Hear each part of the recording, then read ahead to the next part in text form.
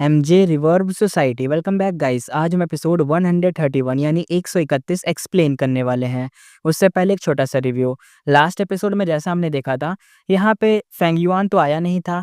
Heavenly Lord Byju ने high tribe को अपने अंडर ले लिया था, यहाँ तक कि सरनेम तक चेंज करवा दिया था। और उसका फ्यूचर प्लान अब तो नेक्स्ट लेवल होने वाला था। वो अपना फ्यूचर पे फोकस करने वाला था, क्योंकि अब वो एक नई उभरती हुई सुपर फोर्स थी, जो कि नॉर्थन प्लेन्स में मतलब अब नाम बना लिया उन लोगों ने। इतना मतलब नाम हो गया था। और साथ में यहाँ पे 2 सीन हमें देखने को मिले थे, जिसमें से एक फ्लाइंग मास्टर जो बंदा था वो भाग गया था यहाँ से। और साथ में डोमिनेशन इमॉर्टल चूडू, उसको कैसे भूल सकते हैं, वो भी यहाँ पे मतलब इनका गेम बजा के भागा था। उसको वैसे भी कोई दिक्कत नहीं थी, पावरफुल बंदा है वो। तो ये सब हमने लास्ट एपिसोड में देखा था। अब स्टार्ट करते हैं अपना new episode, let's start. Southern border, mountains बड़े हाई थे, ग्रीनरी एकदम फैली हुई थी। स्काई में ओल्ड गो इमॉर्टल फॉर्मेशन बना रहा था। नीचे 10 से ज़्यादा गो इमॉर्टल एक ह्यूज सर्कल में खड़े थे, यानी एक फॉर्मेशन रेडी हो रही थी यहाँ पे साउथर्न बॉर्डर में। ये फॉर्मेशन एक जाइंट ड्रीम रेलम को सील करने के लिए था। बैटल ऑफ यितियान माउंटेन के बाद फेंगयुआन उसी ड्रीम रेलम में फंस गया था। साउथर्न बॉर्डर के बिग प्लान्स डिसाइड किया कि सब मिलके इसको कंट्रोल करेंगे। ओल्ड गो इमॉर्टल चिल्लाते हुए कहते हैं राइस। फॉर्मेशन एक्टिवेट हुआ, लाइट पिलर एकदम भाई उठने लग गए, स्काई में एकदम लाइट वाइट उठने लग गई। और सारा लाइट में एकदम स्काई में गया और गायब हो गया। सुपर गु फॉर्मेशन पूरी कंप्लीट हो गई। लेकिन अब बात आई ड्रीम रिलम को मतलब शेयर करने की। तब शेयर करा जाएगा ना, इतने सारे लोग आए हैं तो अब बांटा भी जाएगा ना कि किसके हिस्से में कितना फायदा। तो यहाँ पे वो क्लैन का बंदा कहता है हमने 5 इमॉर्टल गु दिए हैं, 30% जो शेयर होगा वो हमारा। लुओ ट्राइब कहता है हमने भी तो उतना ही दिया है ना। बाकी लोग कहते हैं सबने मतलब बाकी लोग भी यही था कि सब बराबर तो नहीं बटेगा। देखो, बराबर बँटना पॉसिबल नहीं है, तो अब हिसाब से बँटना था। तो सबका भी यही कहना था कि अरे तो सबके बिना पॉसिबल थोड़ी ना होता, हम सबने भी तो भले तुम लोगों ने अपना-अपना दिया, लेकिन हम भी तो आए थे। अगर हम आते ही नहीं तो तुम्हारे देने का भी क्या फ़ायदा होता? तो उनका ये पॉइंट था। तो इस चीज़ के चक्कर में डिस्कशन चल रहा था। डिस्कशन अब धीरे-धीरे क्या हुआ, आर्गुमेंट में बदल गया। बट फाइनल रिजल्ट कुछ डिसाइड ही नहीं हुआ। सब अपना-अपना प्लान बना के चले गए। कुछ दिनों बाद शांगलियान माउंटेन पे देखते हैं शांग शिन्शी। शिन्शी ग्रीट्स वो मतलब शांग शिन्शी कहती है शिन्शी ग्रीट्स लेडी क्विंग क्विंग। यहाँ पे शिन्शी आई थी तो शांग क्विंग क्विंग कहता है तुमने क्लैन लीडर बन के अच्छा काम किया, लेकिन एक बात क्लियर करनी है। तुमने ब्लैक एंड व्हाइट डीमंस के वारंट्स तो कैंसिल किए हैं। पता है जो हाई टू तुम्हें फेंगजेंग लगता है ना, वो एक्चुअली फेंगयुआन था। जो मतलब याद होगा तुम्हें कि जब फेंगयुआन पहली-पहली बार शांग क्लैन वाली जब आर्क चल रही थी, शांग क्लैन सिटी वाली, शांग क्लैन कारवां वाली, तो उन दोनों आर्क में पता ही होगा कि जो फेंगयुआन था उसने ना अपनी आइडेंटिटी को एज़ अ फेंगज़ेंग दिखा रखा था। क्योंकि फेंगयुआन के नाम से तो उसके तो लगे पड़े थे, इसलिए उसने फेंगज़ेंग दिखा रखा था अपने आप को। तो वही अब ये चीज़ बता रहा था कि अरे वो फेंगज़ेंग नहीं था, फेंगयुआन था। तो शिन्शी एकदम शॉक्ड हो गई, कहती है क्या? फेंगयुआन? तो शांग क्विन सीरियस होते हुए कहता है हाँ, वो एक डेंजरस डेमोनिक पाथ गो इमॉर्टल है। पूरे 5 रीज़न उसके अगेंस्ट है, पूरे के पूरे 5 रीज़न। कोई समझ रहे हो कितना पावरफुल बंदा और कितना खतरनाक बंदा है। जो शिन्शी थी एकदम कन्फ्यूज़ थी, कहती है लेकिन मेरा एनकाउंटर उसके साथ नॉर्मल था। वो तो एक काइंड इंसान है। शांग क्विंग एकदम मूक करते हुए कहता है क्या? काइंड? फेंगयुआन ने नॉर्थर्न प्लेन्स के इमॉर्टल्स को हिला डाला। हेवनली कोड भी उसे नहीं पकड़ पाया। तुम सोच रही हो वो इतना सिंपल था? तुम्हारे एनकाउंटर में भी कुछ ना कुछ स्कीम छुपी हुई होगी उसकी। शांग क्विंग थोड़ा-सा वार्निंग देते हुए आगे कहता है तुम्हें अब उसे डिस्टेंस मेंटेन करना पड़ेगा, डिस्टेंस बनाना पड़ेगा। No relation with him, okay? बस एक गुड शांग क्लैन लीडर बन के रहो, अपना जो क तुम्हारा काम है निभाने का। तो ये जब उसने बोला तो शांग शिन्शी ने सब सुना, वो चुप हो गई, उसने कुछ बोला नहीं। उसके जाने के बाद एक और इमॉर्टल यहाँ पे आया, जिसका नाम था शांग तानमो। तानमो कहता है, "सिर्फ उसकी बात पे मत छोड़ो यार, सोल सर्च करना होगा अभी तो।" क्विन क्विन स्माइल करते हुए कहता है, "नीड नहीं है।" अपना हाथ दिखाता है और थोड़ा-सा फ्लावर से आ रहे थे हाथ पे। तो क्विंग क्विंग कहता है अब हाथ दिखाया, फिर आगे बोलता भी है कि मेरे इमॉर्टल केयर मूव से सब क्लियर हो गया है। फेंगयुआन यहाँ बस एक कल्टीवेशन एनकाउंटर के लिए आया था और कोई इसके पीछे स्कीम नहीं थी, अब वहाँ से जा चुका है। तो अगर तुम्हें समझ नहीं आया तो बड़ा सिंपल सीन हुआ है यहाँ पे। तानमो और क्विंग क्विंग दोनों इमॉर्टल हैं। इन दोनों ने ना क्या करा, क्विंग क्विंग जो आया था ना, शांग शिनसे से बात कर रहा था, तो उसे ऐसा लग रहा था कहीं शांग शिनसी फेंग युआन के प्लान में मिली ना हो, या ऐसे कुछ पता ना हो शांग शिनसी को, कहीं हमारे क्लैन पे दिक्कत ना आ जाए फेंग युआन की वजह से। इसलिए इस बंदे ने ना सोल सर्च करने का सोचा होगा, लेकिन फिर करा नहीं, इसने अपना कोई मेथड यूज़ करा क्विंग क्विन नाम के बंदे ने, और फिर उस मेथड से इसे पता चल गया कि नहीं, फेंग युआन बस यहाँ पे ऐसे ही आया था अपना वो वही कल्टीवेशन बढ़ाने बस, अब वो जा चुका है, अब नहीं आएगा वो, उसका ऐसा था मानना। तो अब जब तानमो ने भी पूछा तो उसने क्लियर कर दिया कि अरे कोई दिक्कत नहीं है, शांग शिनसी सही है, उ उसे कुछ नहीं पता, उस मतलब वो निर्दोष है, बेसिकली वो उसपे कोई दोष नहीं डाल सकते। और ये सब बातें भी चल रही थी शांग क्लैन के शांगलियान माउंटेन पर। तो शांग तानमो आगे कहता है, अब मैं एश्योर्ड हूँ, तुमने चेक कर लिया ना बस। अब लेकिन हम पर आउटसाइडर को क्या बोलें, क्योंकि बाकी लोगों को तो अब नाम पता चल चुका है। फेंग युआन का नाम देखो पूरे 5 रीजन में फैल चुका है, तो अब सबको ये बात पता है। तो यही कह रहा है कि अब देखो सबको पता चल गया, तो आउटसाइडर को क्या बोले कि शांग शिनसी कैसे मिली थी फेंग युआन से। तो शांग क्विन क्विन थोड़ा-सा कोल्ड स्मेल के साथ कहता है, वो सिर्फ़ एक्सक्यूज़ कर रहे हैं अपना शेयर बड़ा करने के लिए। अब मेरे पास प्रूफ़ है, सबकी ज़ुबान बंद कर दूँगा। श्योर, ये कह रहा बंद कर दूँगी, ये लौंडिया है क्या क्विंग क्विंग? मैं इसको लड़का समझ रहा था, अगर ये लौंडिया है तो सॉरी उसके लिए, लेकिन शायद लड़की है ये। तो शांग तानमो ये लड़का है, तो ये कहता है आसमान की तरफ देखते हुए, लगता है लोग सोचने लगे हैं कि शांग क्लैन फाइट करना भूल गया है। सीन चेंज होता है, नॉर्थर्न प्लेन्स और साउथर्न बॉर्डर दोनों जगह सिचुएशन बदल रही थी। हाई ट्राइब तो खत्म हो गया, बाइज़ू ट्राइब टेक ओवर हो गया, और साउथर्न बॉर्डर में राइटियस पाथ आपस में ही मतलब ड्रीम रेलम के लिए लड़े मरे पड़े हैं। उनको चाहिए कि शेयर मिल जाए। नॉर्थर्न प्लेन्स आईसी प्लेन का सीन दिखाया जाता है। फेंग युआन स्काई की तरफ देखते हुए कहता है, फाइनली ये मेरा थर्ड अर्ली कैलेमिटी आ चुका है। ले भाई, इसका थर्ड वाला भी आ गया। Suddenly glowing green birds appear होने लग गए, और इसका नाम पता चलता है कि ये क्या आ रहा था। इस कैलेमिटी का नाम था स्प्रिंग डाउन जेड ओरियल्स, ओरियोलस, पता नहीं कुछ ऐसे ही नाम है। हम इसको स्प्रिंग स्प्रिंग जेड बोल सकते हैं, अगर तुम इसको कहो तो। स्प्रिंग डाउन जेड छोटे साइज़ के थे, पर डेसोलेट बीस्ट टाइप के कोई जीव थे, जानवर टाइप के होता है ना, खतरनाक बीस्ट वैसे। फ्लाई कर रहे थे, दाव मार्क्स और नीचे भी गिर रहे थे इनके साथ। एनवायरनमेंट चेंज हो रहा था, आइस तोड़ के स्प्राउट्स निकल रहे थे, ग्रास निकल रही थी, फ्लावर्स उगने लग गए थे, कुछ ग्रीनरी टाइप की कैलेमिटी थी। फेंग युआन शॉक्ड हो गया, कहता है ये क्या हो रहा है? ये कैलेमिटी बड़ी अजीब है, ये हेवेंसविल मुझे हेल्प कर रही है क्या मेरे इमॉर्टल प्रेमिसेस डेवलप करने में? ये तो हर बार अलग तरह की कैलेमिटी आ रही है। और भाई अपना मतलब देख के हिल गया था कि ये क्या हो रहा है? मतलब क्या है ना, फेंग युआन के पास बहुत सारे दाव मार्क्स हैं। तो ऐसा भी है कि ना कुछ-कुछ दाव मार्क्स उसके पास अलग वैरायटी में ना कुछ कम वाले भी हैं, यानी कम है। उनकी ज़्यादा ज़रूरत है, उसको ज़्यादा होने चाहिए, लेकिन वो थोड़े कम हैं। यानी अगर सबको 100-100 है तो किसी-किसी में 80 भी है। तो ये अब जो 80 है ना, उस वही वाली कैलेमिटी आ गई। तो जो 80 है वो 100 हो जाएगा, अगर इसने पार कर ली कैलेमिटी, दोबारा से दाव मार्क्स बढ़ जाएँगे। तो वही सीन था। इसका जो मिनी नॉर्थर प्लान है, उसके अंदर इसके पेट में डेंतियान में बर्ड्स की क्राइसिस एकदम गुनगुनाने लग गई, एकदम चिप चिप चिप चिप आवाज़ आने लग गई। आइसलैंड ग्रीन ग्रासलैंड में बदल गया। फेंग युआन डांगहुन माउंटेन पर खड़ा था, टेंस फेस के साथ ऑब्जर्व कर रहा था। फेंग युआन सीरियस हो गया। अब कहता है, अर्थली कैलेमिटी मुझे इमॉर्टल प्रेमिसेस डेवलप करने में हेल्प कर रही है, लेकिन हेवेंसविल इतना काइंड तो नहीं हो सकता। क्या कोई ट्रैप है क्या? सडनली ट्रीज, फॉरेस्ट सब सुपर फास्ट तरीके से ग्रो होने लग गए, स्काई तक फैल गए, और एकदम भाई ग्लोइंग ग्रीन बर्ड की तरह चमकने लग गए। और फिर से वही नाम आया, स्प्रिंग डाउन जेड ओरियोलस, जो भी है इसका नाम, हम स्प्रिंग डाउन जेड कहेंगे। फेंग युआन अलर्ट हो गया, कहता है वेट, रुको, गो। स्वॉर्ड लाइट एकदम शूट हुआ, रैंक 7 इमॉर्टल गू यूज करा गया, फ्लाइंग स्वॉर्ड, एक बर्ड गिरा, उसके साथ ट्रू मीनिंग फेंग युआन के माइंड में घुसा। उसने लाइफ एंड डेथ का एक्सपीरियंस फील करा, ट्रांसफॉर्मेशन पाथ अटेनमेंट स्ट्रांग हो गया। यानी क्या करा भाई ने, जैसे ही उसने देखा कि अरे कुछ बन रहा है, ग्रीन बर्ड बन रहा है, कोई ये दोबारा से वही नाम आ रहा है, स्प्रिंग डाउन जेड ओरियल्स उसका, तो स्प्रिंग डाउन जेड ओरियोलस इसका। तो ये जो चीज़ है ना, इसको ऐसा मान लो ये एक बीस्ट है, या कुछ भी ऐसा ऐसी टाइप की चीज़ है जिसको ख़त्म करने पे तुम्हें ट्रू मीनिंग मिल जाएगी। तो ये वही था। देखो बड़ा सिंपल सा चल रहा है, मैं ज़्यादा एक्सप्लेन नहीं करूँगा इस चीज़ को। जल्दी-जल्दी बढ़ेंगे आगे, इसलिए मैं सिंपल सा बता रहा हूँ। वही जगह पे आया है, वही सेम टेक्नीक है। इस बार दूसरी कैलेमिटी आई है, तो उसको भी सेम मार के दोबारा से इसको मीनिंग मिल रही है। तो थोड़ा-सा जो अटक रहा था या थोड़ा बहुत, तो उसको देख लेना, कोई नहीं, सॉरी इस चीज़ के लिए। अब आगे देखते हैं। लेकिन फेंग युआन समझ गया कि ये सीन क्या चल रहा था। फेंग युआन अब देखते हुए कहता है, हेवेंसविल ने मेरा स्कीम डिस्टर्ब कर दिया है, रेकलेस सैवेज का ट्रू मीनिंग वेस्ट हो रहा है। उसने strength path killer move use करा, मैरिड सेल्फ यूज करा, ह्यूमन टाइड रश करा बर्ड्स पर, बट ये जो ओरियोलेस थे ना, इजीली डॉज कर रहे थे। फिर sword path killer move use करा, triple layered sword wave, swish swish आवाज आई, सिल्वर वेव्स निकली, कुछ बर्ड्स तो वहीं पे मर गए, रिजल्ट अभी भी लो था। फेंग युआन अब समझते हुए कहता है, हेवेंसविल मेरी वीकनेसेस पे प्ले कर रहा है, खेल रहा है मेरे साथ। ओरियोलेस स्पेशली इन दोनों मूव्स को काउंटर करते हैं। यानी ये जो ओरियोलेस जो भी चीज़ें हैं, ये बीस्ट हैं, जो भी पंछी हैं, ओरियोलेस जिसे कहा जा रहा है, ये जो ओरियोलेस है, ये मेरे अटैक को ही काउंटर कर रहे हैं। यानी ये जो बेसिकली ये जो कैलेमिटी आई है ना, ये मेरे अटैक के लिए ही आई है कि मैं मेरा जो अटैक है इनके ऊपर काम ना करे, और जैसा मैंने सोचा वही हुआ और यहाँ पे वही हो रहा है। काम ही नहीं कर रहा अटैक। फाइनली उसने दोबारा से फ्लाइंग स्वॉर्ड को एक्टिवेट करा।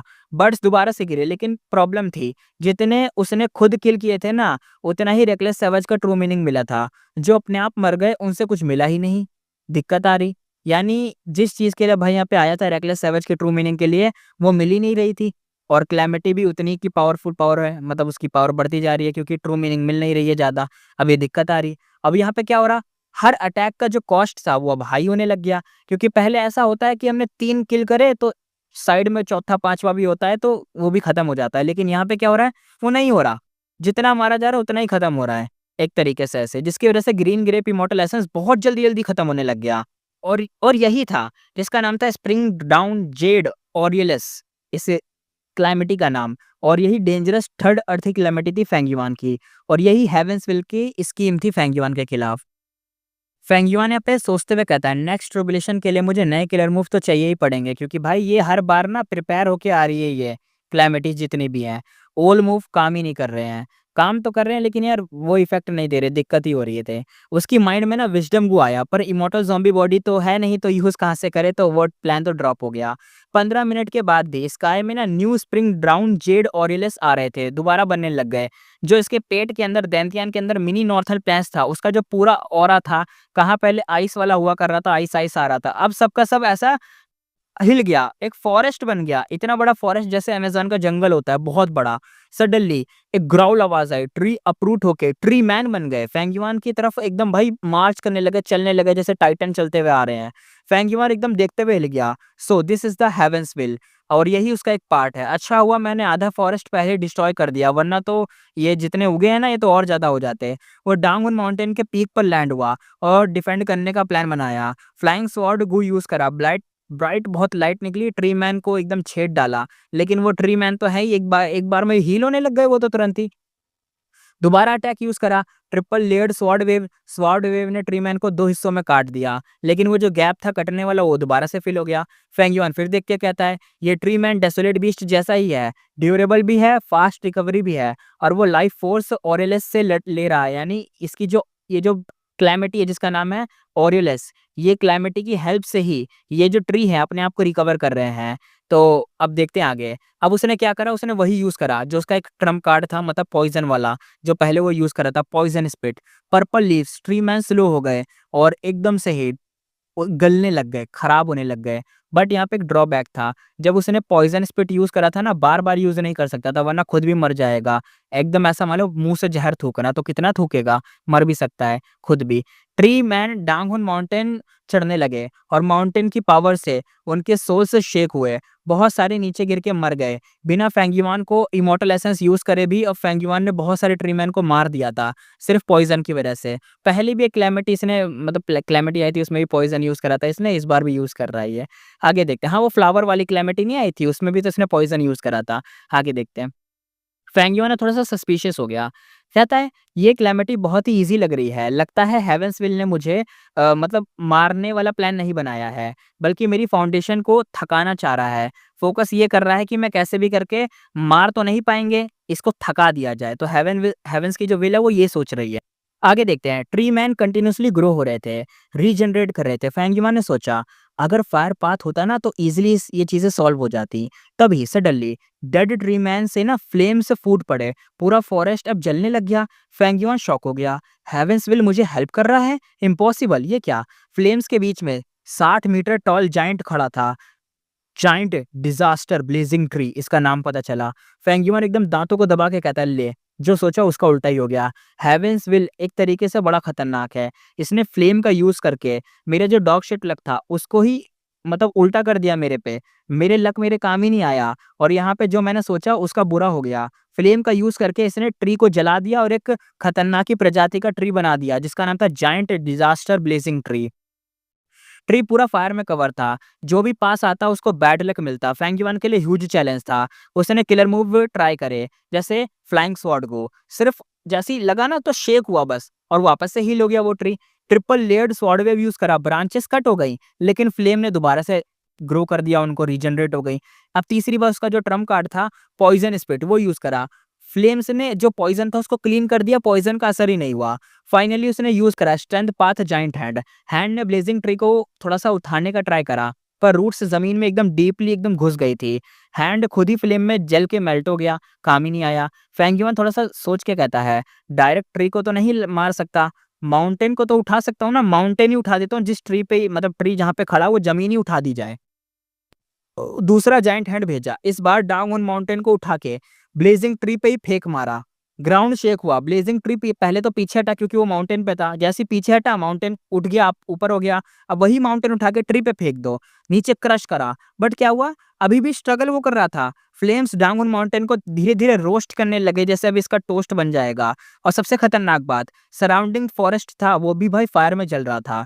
न्यू ब्लेजिंग ट्री कंटिन्यूअसली उग रहे थे, रूट्स जमीन में एकदम घुस रही थी और अर्थ क्यूआई एब्जॉर्ब करके और ज्यादा स्ट्रांग बन रही थी। और अब क्या हुआ, इतना सब होने के बाद ना जाइंट ब्लेजिंग ट्री सीधा बन गया blazing tree man.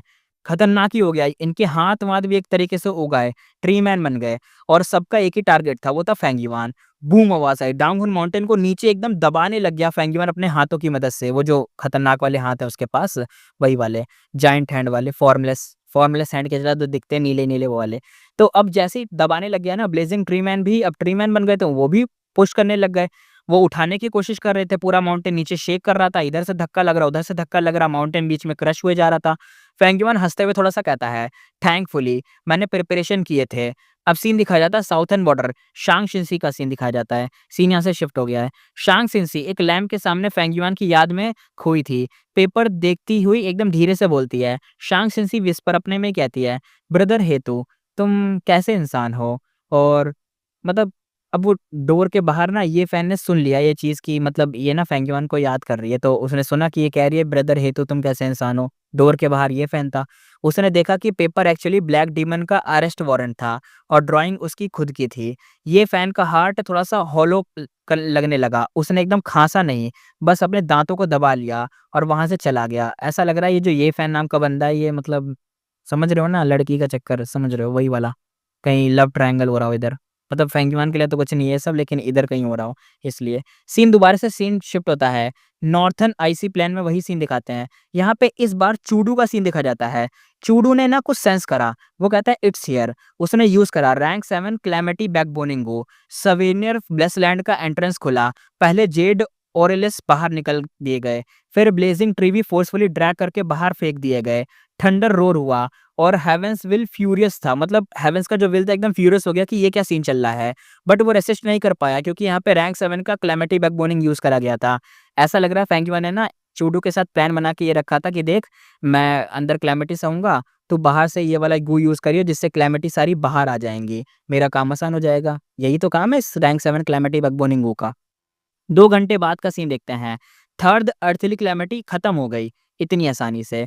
After calamity का सीन देखते हैं। फेंगयुआन और चूडू दोनों आईसी प्लान में थे। चूडू बहुत एक्साइटेड था रेकलेस सैवेज की ट्रू मीनिंग पाकर। चूडू थोड़ा-सा लाउडली कहता है, काउंटलेस ईयर्स के बाद फाइनली अज़ूरे क्लाउड का एक तरीके से ब्लेसिंग मिला है मुझे। ब्लेसिंग मिल गया। अब रिवर्स और लेक के ऊपर फ्लाई करके दुनिया को मैं देख सकता हूँ। चूडू अब फेंगयुआन की तरफ देखते हुए कहता है, मे आई आस्क योर नेम? बता सकते हो? फेंगयुआन शांत और स्माइल करते हुए कहता है, ऑब्स्टिकल्स और कैलेमिटी के बीच भी लाइफ एंड डेथ मैटर नहीं करता। मेरा बॉडी हवा के साथ उड़ता है, मड हो या वाइंड, मैं फ्रीली फ्राई करता हूँ, उड़ता हूँ और मेरा नाम है लिu गुआंगयी। फिर से नाम चेंज कर दिया भाई ने। अब ये सब होने के बाद सीन दिखाया जाता है लांग या ब्लेसलैंड का। फेंगयुआन सीक्रेट रूम में कल्टीवेट कर रहा था। ट्रेजर वाले हेवन में एक फीमेल गो इमॉर्टल की विल के साथ डील चल रही थी। फेंगयुआन यहाँ पे बार्गेन करते हुए कहता है, तुम्हारा पिल अजूरे इनकेंसीज़ी लो क्वालिटी का है, प्राइस कम होना चाहिए। फीमेल इमॉर्टल फॉर्मली कहती है, प्राइस तो फिक्स है, लेना है तो ले लो वरना तो जाओ। फेंगयुआन ने बल्क का आर्गुमेंट किया कि अरे मैं ज़्यादा ले रहा हूँ तो थोड़ा तो देखो ना, बट उसकी विल ने फिर भी मना कर दिया।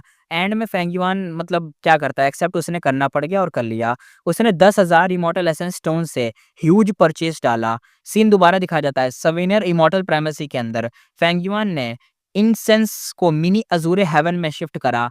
पूरे एरिया में ना मिस्टी जेड स्मोक स्प्रेड हो गया।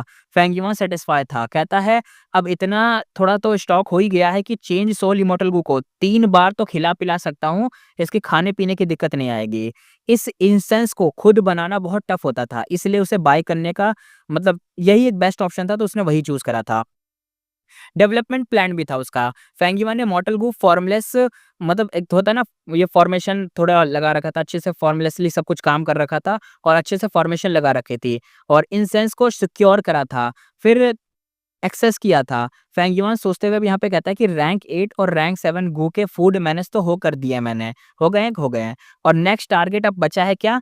मेरे रैंक 7 इमॉर्टल गू को फीडिंग का जो रिक्वायरमेंट है वही बचा है। अब उसको जैसे-तैसे काम करना था रैंक 6 वाले का, क्योंकि रैंक 7 और 8 का काम कर दिया। उसके पास देखो, अगर तुम्हें याद नहीं मैं दोबारा बता देता हूँ। फेंग युआन का जो इमॉर्टल प्रिमेसी है उसके अंदर 5 रीजन और 9 हेवेंस हैं। अब वो 5 रीजन है उसके अंदर उसने 5 रीजन के हिसाब से बहुत सारे मतलब चीज़ें डाल रखी हैं, जैसे इंस्टेंस ये तो मछलियाँ हो गई, माउंटेन वाले एरिया में जो हो सकता है वो डाल दिया। हर जगह के हिसाब से और जो 9 हेवेंस थे उन 9 हेवेंस के हिसाब से वो चीज़ें डाल रखी हैं। तो ऐसा हिसाब है उसका। 10 लेयर में पूरा डिवाइड है उसका पूरा का पूरा इमॉर्टल प्रिमेसी फेंग युआन का सवेनियर इमॉर्टल प्रिमेसी। उसी लेयर में उसने सारा हिसाब डाल रखा है और उसी के अंदर वो अब ऐसा सिस्टम बना रहा है जैसा ऑटोमेशन सिस्टम नहीं होता?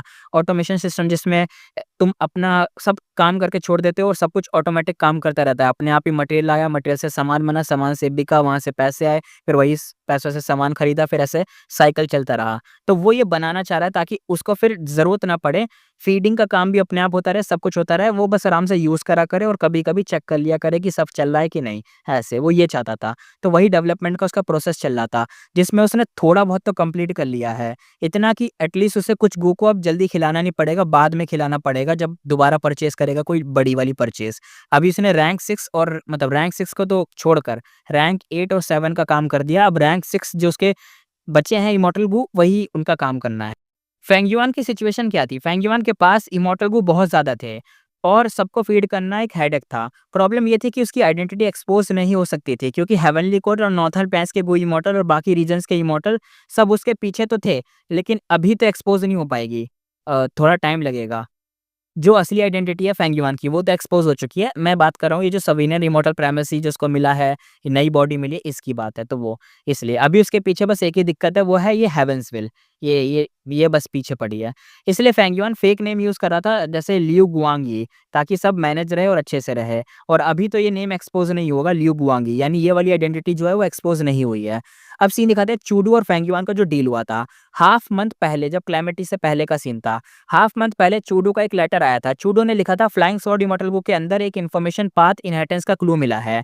फेंग युआन इंस्टेंटली थोड़ा-सा एक्साइटेड हो गया क्योंकि इन्फॉर्मेशन प्लस विज़डम पाथ दोनों मिलके उसके लिए बड़े काम आ सकते थे फ्यूचर के लिए और एक बहुत ओवर पावर्ड कॉम्बो बन सकता था इन्फॉर्मेशन और विज़डम पाथ का। दोनों का सीक्रेट डील अब यहाँ पे हुआ था। फेंग युआन ने चूडू को रेकलेस सैवेज का ट्रू मीनिंग लेने दिया।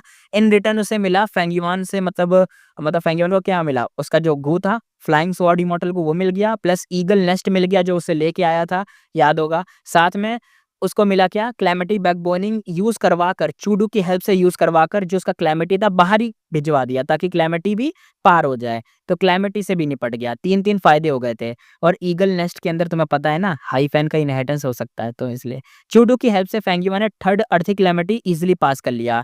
पहले 2 ट्रिब्यूलेशन में वो बैडली इंजर्ड हुआ था, पर इस बार सिर्फ़ माइनर थोड़ा बहुत चीज़ें थी, दिक्कतें बाकी सब पास हो गया। सीन दिखाते हैं फेंग युआन का नेक्स्ट टारगेट। फ्लाइंग स्वॉर्ड में जो इन्फॉर्मेशन पाथ इनहेरिटेंस के क्लू थे, उसमें अभी इंटरेस्ट लिया था, जस्ट थोड़ा-थोड़ा ही लिया था, ज़्यादा भी नहीं लिया क्योंकि वो सी एरिया का रिस्की था। यानी हम जानते हैं वो जो मतलब इन्फॉर्मेशन पाथ का जो है ना इनहेरिटेंस वो यहाँ नहीं है, ईस्टर्न सी के अंदर है। तो सी एरिया में भी जाने का भाई रिस्क नहीं ले रहा है इसलिए थोड़ा बहुत इंटरेस्ट लेके साइड कर दिया, अपने पास रखा बेसिकली सिक्योर के लिए। अभी उसका फोकस था हाई फैन का ट्रू इनहेरिटेंस लेना, जो उसे इमॉर्टल प्रिमेसी के अंदर टाइम डिले करने की एबिलिटी दे सकता था। और ये उसके लिए बहुत ही ज़्यादा यूज़फुल था। फेंगियो डिसाइड करता है, अभी फ्री टाइम है, ट्रिब्यूलेशन के बाद यही बेस्ट चांस है हाई फैन का ट्रू इनहेरिटेंस ग्रैब करने का। अब अगला सीन दिखाया जाता है, मिनी पर्पल हेवन। स्काई में एक जायंट ईगल नेस्ट फ्लोट कर रहा था पूरा हेवनली क्रिस्टल से बना हुआ था, रैंक 8 इमॉर्टल मटेरियल था, सिर्फ आउटर नेस्ट का ही वैल्यू ह्यूज था। ये था 13 ईगल नेस्ट, जिसमें क्लू था हाई फैन का ट्रू इनहेरिटेंस का। फेंगयुआन और चूडू का डील था, हाई ट्राइब के एल्डर ने सबको बता दिया कि नेस्ट में इनहेरिटेंस क्लू है। इसके बाद चूडू ने फेंगयुआन से फिर से डील का नेगोशिएट करा था। फाइनल एग्रीमेंट हुआ था, चूडू को मिलेगा रेकलेस सेवेज का true meaning plus 30% share of inheritance. Fengyuan रखेगा फ्लाइंग स्वॉर्ड, इमॉर्टल गू और ईगल नेस्ट। फेंगयुआन सोचते हुए कहता है चूडू स्ट्रेंथ पाथ में ही फोकस करता है, उसे इनहेरिटेंस में कोई इंटरेस्ट नहीं है, ना तो उसके काम का है। पर मैं तो हर पाथ को कल्टीवेट कर सकता हूँ। फिर भी फेंगयुआन थोड़ा सा वरी कर रहा था। फेंगयुआन यहाँ पे अलर्ट था, कहता है चूडू स्मार्ट भी तो है और डेंजरस भी है। अगर जरा सी भी मेरे से गलती हो गई तो मेरा तो काम बन जाएगा, गेम बजा दिया जाएगा। अब देखा जाता है एक्शन का टाइम, ईगल नेस्ट इन्वेस्टिगेशन।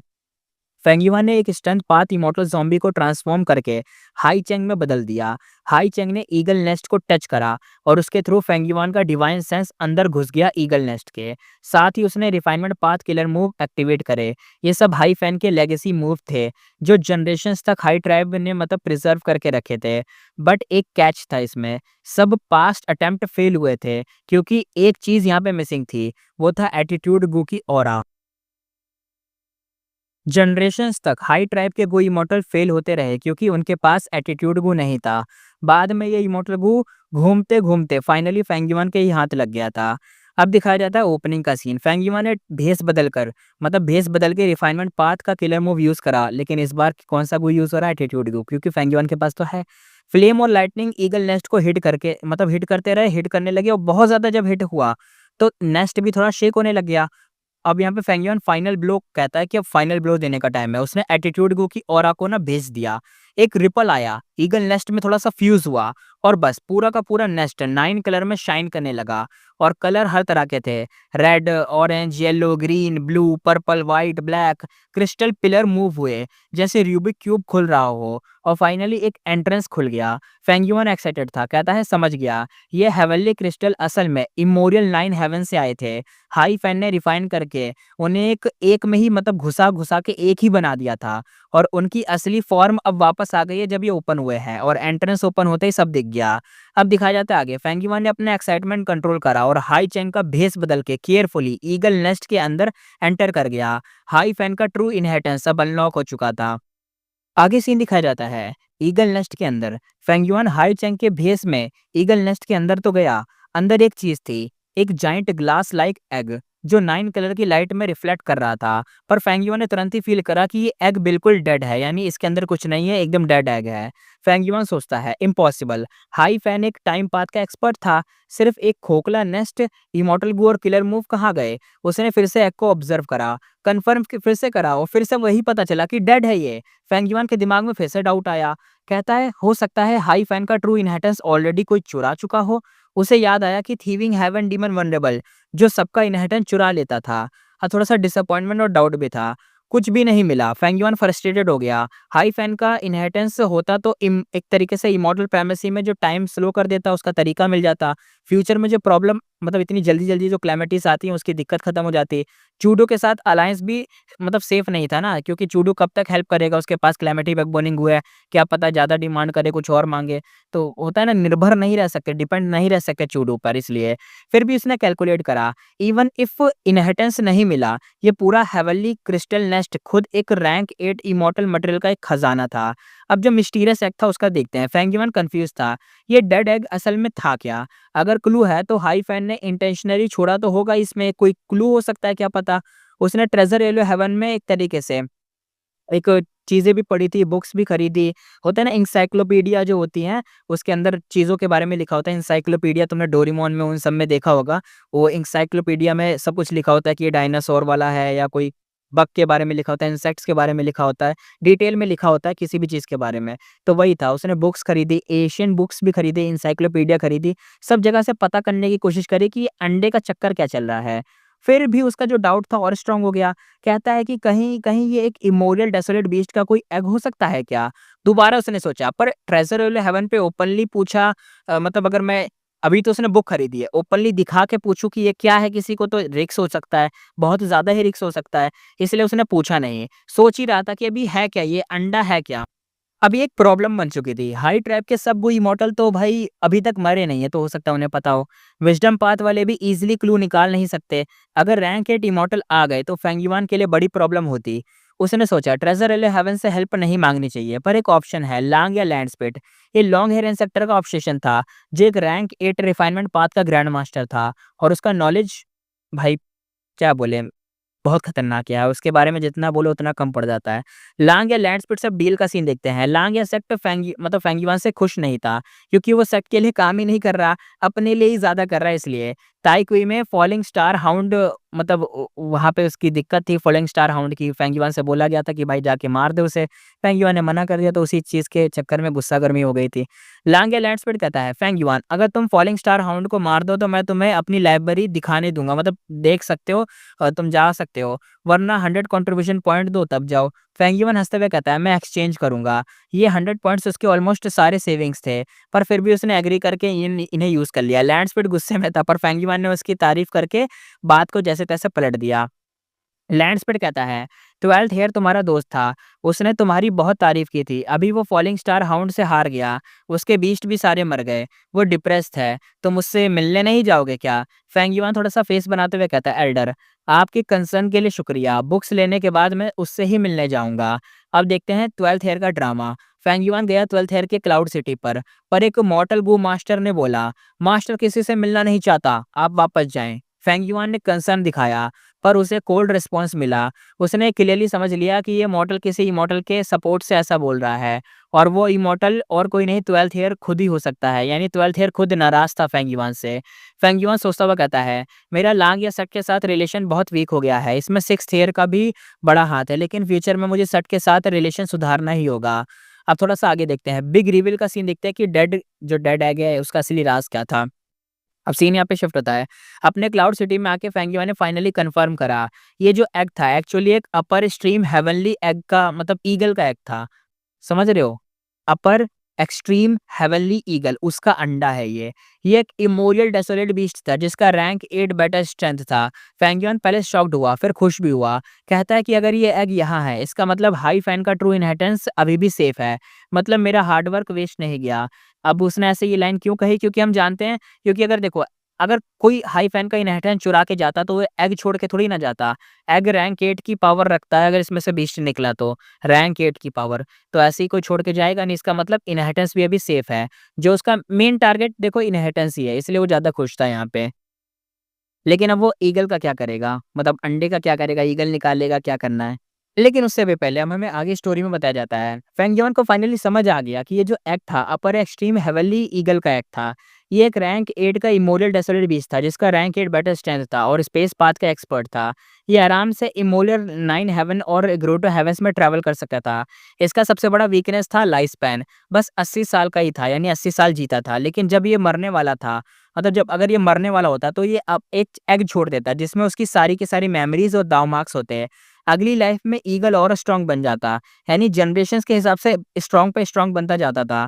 फेंगिवा ने गेस करा ये एग डेफिनेटली हाई फैन ने छोड़ा होगा और ये उसके ग्रोटो हेवन की एक की होगी वहां तक जाने की। हाई ट्राइब के इमोर्टल्स हमेशा हाई फैन का ग्रोटो हेवन ढूंढते रहे थे, पर उन्हें कभी कुछ मिला ही नहीं हाई फैन का, क्योंकि हाई फैन का शायद उसने ये ट्रैवल्स मतलब होता है ना, देखो ये एग क्यों छोड़ा गया, इसके अंदर से ईगल निकलेगा। वो ईगल जब आसानी से ट्रैवल कर सकता है किसी भी ग्रोटो हेवन में और 9 हेवंस में, तो समझ जाओ ना फिर वो ईगल ही शायद इन्हें ले जाए, क्योंकि ईगल के पास मेमोरीज भी होंगी, पैदा होते ही उसे सब पता होगा। तो हो सकता है, क्या पता यही एक रूट हो जो फेंगियोन को मिल चुका था। प्रॉब्लम लेकिन यहाँ पे थी, प्रॉब्लम ये थी कि एग अभी डेड था। 2 पॉसिबिलिटीज हैं। पहला, एग नेचुरली मर गया, कोई इनहेरिट करने को ही नहीं आया तो मर गया होगा, हो सकता है। दूसरा, हाई फैन ने खुद इसे सील किया हो और कोई स्पेशल मेथड यूज़ करा हो जिससे ये मतलब सील हो गया और उस स्पेशल मेथड से ही खुलेगा, और अगर कोई वैसे चेक करे तो उससे पता चलेगा कि ये डेड है, ऐसा फ़ील हो उसे। तो क्या पता, देखते हैं। फेंगयुआन को दूसरा ऑप्शन पसंद था ज़्यादा कि ऐसा ही होना चाहिए कि हाई फैन ने सील करा हो, क्योंकि भाई वरना तो यूज़लेस हो जाएगा और क्या पता इनहेरिटेंस भी ना मिले हाई फैन की, ये भी दिक्कत हो सकती है। इसलिए फेंगयुआन सोच रहा था काश दूसरा ही चीज़ हुआ ही हो, दूसरी से ही हो जाएगा काम। फेंगयुआन आगे सोचता है, अगर मैं हाई फैन होता तो डेफिनिटली मैं सेकंड वाला ही छोड़ता, ये क्लू की तरह मैं इसको छोड़ता। उसके दिमाग में एक चीज़ फ्लैश हुई। वो रिफाइनमेंट पाथ मेथड से जो हाई फैन ने मॉडिफाई किए थे, फेंग युआन ने एनालाइज़ किया और देखा कि कुछ किलर मूव की मॉडिफिकेशन बड़ी अजीब है। असली वर्जन्स इससे बेटर थे। फिर उसने रियलाइज़ किया कि ये जो मॉडिफिकेशंस है फेलियर नहीं थे। इन्हें कंबाइन करो, मतलब आपस में मिला दिया, कंबाइन करोगे तो एक नए टाइप का, एक नया ही किलर मूव बनता था। और शॉकिंगली वो किलर मूव था ब्लड पाथ का। हाई फैन जो कि रैंक 8 टाइम पाथ का एक्सपर्ट था, सीक्रेटली ब्लड पाथ पे रिसर्च कर रहा था।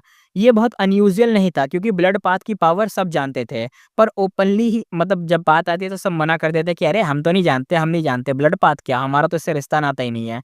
लेकिन अंदर ही अंदर सब जानते हैं इसकी ताकत। बड़े सेक्ट भी इसे मतलब चुपके-चुपके से स्टडी करते थे। चाहे राइटियस हो चाहे डेमोनिक, हर कोई आराम से एकदम चुपके-चुपके से स्टडी करता था। फेंग युआन अब और भी कॉन्फिडेंट था क्योंकि वो खुद एक ब्लड पाथ का ग्रैंड मास्टर था। अब आगे देखते हैं। फेंग युआन को फाइनली पता चला कि हाई फैन ने इंटेंशनली एक ब्लड पाथ का, मतलब रिफाइनमेंट किलर मूव छुपा के रखा था, जो स्पेशली अपर एक्सट्रीम हेवनली ईगल एग के लिए था। लेकिन वो मूव इनकम्प्लीट था। फेंग युआन सोचता है, लगता है हाई फैन ने हाफ मूव से एग को प्रोसेस किया होगा और बाकी हाफ अपने डिसेंडेंट के लिए छुपा दिया।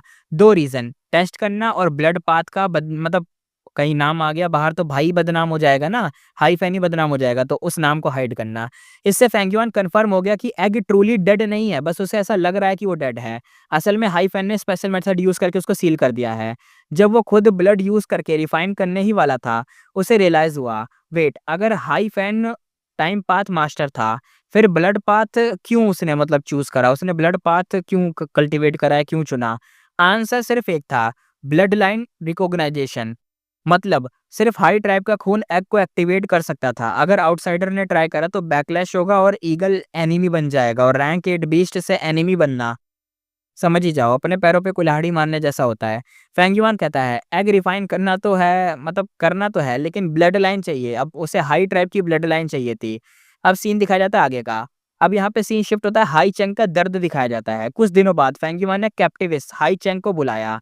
हाई चैंग का भाई हाल बुरा था, वीक, थका हुआ, मरने की विश थी, लेकिन सुसाइड भी नहीं कर पा रहा था। फेंग युआन हंसते हुए कहता है, डोंट वरी, शायद ये लास्ट टाइम हो। हाई चैंग रोते हुए, एकदम कांपते हुए कहता है, तुम ये हमेशा बोलते हो, नहीं, नहीं, नहीं, बस यही कहते रह जाता है अपना भाई।